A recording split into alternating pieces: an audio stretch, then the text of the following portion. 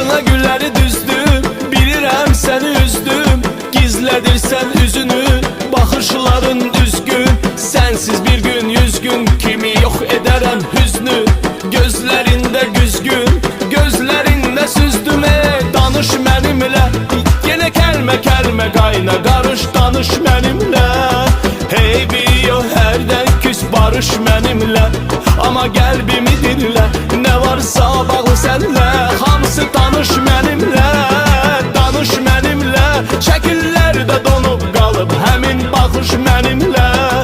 Yadımda yağanda bərk yağış mənimlə, elə həmin şəhərdə sənli xatirə